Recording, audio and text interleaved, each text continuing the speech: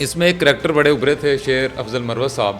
ہم نے ان کی اسپیچز بھی سنی تھیں، اور ایک مشکل ٹائم پہ خیر وہ پی ٹی آئی کے ساتھ تو تھے، درست تھے یا غلط تھے وہ علیحدہ بات ہے، لیکن جب پی ٹی آئی کے اوپر کافی مشکل ٹائم تھا تو انہوں نے اس کا ساتھ دیا.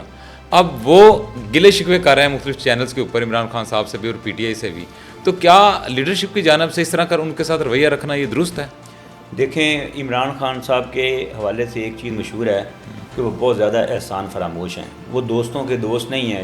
جس بندے نے خان صاحب کے ساتھ وفاداری کی، ان کے ساتھ مشکل وقت میں کھڑا ہوا، وہ بعد میں پچھتایا. شاید خان صاحب یہ نہیں چاہتے کہ کوئی اتنا قابل ہو اور کسی کا قد اتنا بڑا ہو کہ وہ مجھ سے بڑا لگنا شروع ہو جائے. آپ نے اس سے پہلے 2 اگزامپل دیکھی ہیں، جہانگیر ترین صاحب کی، علیم خان صاحب کی، اور بہت سارے لوگ تھے جنہوں نے پارٹی کو ایکچولی بنایا اور سہارا دیا. آپ نے 96 سے لے کے 2010 تک کی پارٹی دیکھی ہے، جس میں شاید خان صاحب ایک سیٹ بھی نہیں جیت سکتے تھے. ٹھیک ہے، تو پھر 2010 کے بعد اچانک جو ہے پھر 13 کے اندر کافی مضبوط ہوئی پارٹی، اور 18 میں تو اس وقت جو بڑا جلسہ تھا 2011 کا 30 اکتوبر کا، وہ سارے کا سارا آرگنائز علیم خان صاحب نے کیا تھا، اور یہ لوگ خود چل کے ان کے پاس گئے تھے.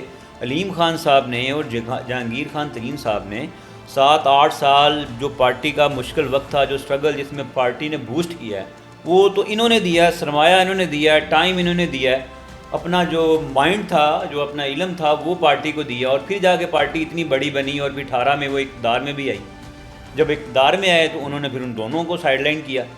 احسان فراموشی ہے یہ. تو اسی طرح آپ نے دیکھا ہے کہ وہ جو پھر بزدار ایک ایسا بندہ ہے کہ جس کے کہیں ذکر ہی نہیں تھا، وہ آ کے پارٹی کے اوپر انہوں نے بٹھا دیا پنجاب میں، اور اس نے پنجاب کا بھی بیڑا غرق کیا.